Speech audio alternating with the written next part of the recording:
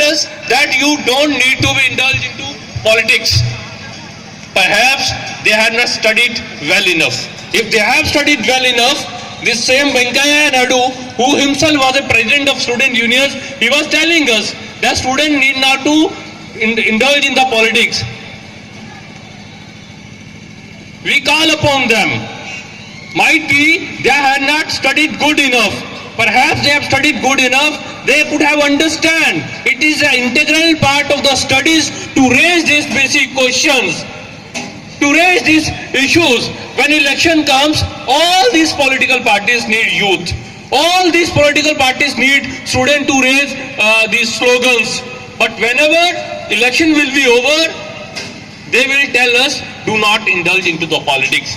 That's why our legendary ideal Bhagat Singh in the pre-independence India told us that the duty of youth and student is not merely to welcome the leaders of these political parties, what he used to do. This is not the only duty of student and youth, but the real duty of student and youth is to indulge in the policy making matters. They should raise their voice, they should ask questions. When they preach us that we should not do politics, then we have the answer which we were having through this song. The answer of study and struggle. The answer lies in study and struggle, the slogan of SFI. And we call study to analyze today and struggle for better tomorrow. We are studying the society, we are struggling for a better tomorrow. That's why our analysis, our study, which is lying in our books and out of which the study of the society tells us this very government, the government of BJP, came into the power with the slogan attracting youth. Our Modi came to the power saying that he is a leader of youth, but when he acquired office, when he was behaving opposite to the aspirations of the youth. He is not behaving in a democratic manner. A democratic government is supposed to work for the people of the country. Rule by the people, over the people, for the people is democracy. But our Modi is not working for the people. He is not working for majority of the people. Maybe he is working for 10, 20 big houses. When he came to office, we were hoping that he will be giving some extra budget for the education, some additional facilities for the student community, some employment for the youth. But we were shocked. We were shocked to see the same Modi government with his parental organization called Rumor Spreading Society, Rashtriya Swayam Sevak Sangh, RSS. They were dictating the country. They were dictating the student and youth. They were dictating us what to wear. They were dictating us about our dress code. They were dictating us to whom to be life partner, our basic choice of life, to whom to I marry. They were dictating us. Now they are dictating us what to study. They are dictating us in which medium to study. The same new education policy is dictating, okay, till 5th class, this mother tongue is fine, but after 5th class, you have to opt for Hindi or English. Why not Telugu? Why not Malayalam? Why not Marathi? Is only one language is there? They are dictating us. Not even this. They crossed all the limits when they entered to our kitchens and checked our vessels, checked our utensils for what we are cooking. They are dictating us what to eat. Whether it be vegetarian or it has to be non-veg. If non-veg, what kind of non-veg it has to be. Now, recently, they are dictating us how to purchase the goods, whether by the cash or cashless economy. This is happening in India. This is happening in independent, democratic, constitutionally social welfare state of India.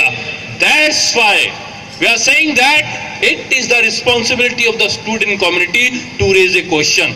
And when we raise a question, when Rohit Bemula raised a question in Hyderabad Central University. That's why there is a discrimination against the socially deprived sections of the society. Why his fellowship is not coming when he is having a fellowship? Then he was compelled to commit a suicide. He was claimed a anti-national. When we raise slogan in our school that we need more teachers, we need good blackboard, we need furniture to sit, we need good chalk, basic facilities, not big luxuries, basic facilities. Then they will point us and they will tell us you are anti-national. And who is telling that we are anti-national? Who is telling? Who don't have any understanding of the nation itself. For them, this nation, India, belongs to a small section of the society, small section, upper class Brahminical society. Only that is the India for their imagination. But for we people, India is not mere a boundary. India is not mere a boundary to have a fight with Pakistan or other neighbors. For we people, India belongs to its natives. India belongs to the... For we people, India belongs to the 110 crore civilians of India. And for we to serve these civilians, to serve these people is the real nationalism. Those people who don't have any contribution in the freedom movement, they are telling us, they are preaching us for the nationalism. The single person who was detained in the prison, what they call Veer Savarkar, I don't know why they use Veer in front of Savarkar. He wrote a letter, not once but many times, for the government that he will not betray to the British government. He will be loyal to them, and then he was freed. And they are telling us that they are a nationalist. What is a real nationalism? I think this white flag, the flag of independence democracy under which we are working, that flag is more nationalist than them. The flag which are having struggles, which is waging struggles to reach each and every student. That kid, that child who is working in a shop, who is compelled to work in a hotel, we are fighting a struggle to bring him into the school. That is a nationalism. These people who are selling our forest, our rivers, who are selling the hard-earned money of our peasantry, of our working class to these big houses, they are selling our country. What an act of nationalism. What an act of nationalism. They are selling the country and they are saying that they are nationalists. The people who are having struggle for peasantry under the red flag, the people who are having struggle for working class, those are real heroes of nationalism. And we feel proud that we are those people.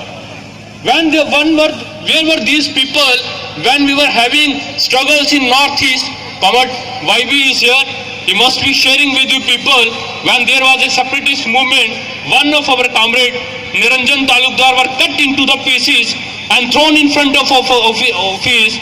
We gave a slogan. It was Student Federation of India which gave a slogan. Let our bodies to be cut into pieces. We shall not our country to be fragmented. This is real nationalism. This is nationalism.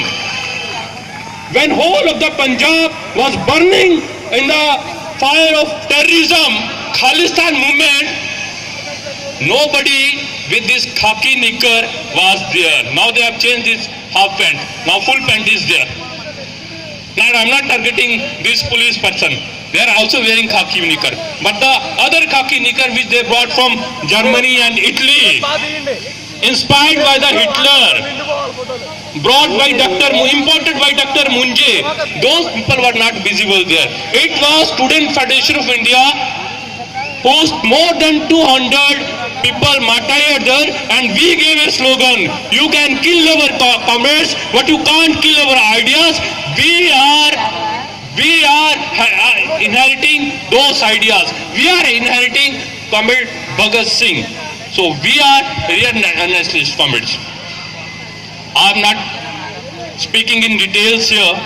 Comrades will be detailing other things because it is of course difficult to follow what you call foreign language, what I am speaking. That is English. It is very easy to understand in native English language.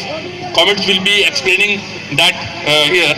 But in the last, what I want to tell, when I am speaking here, day before yesterday, this act of nationalism is being continued by Student Federation of India.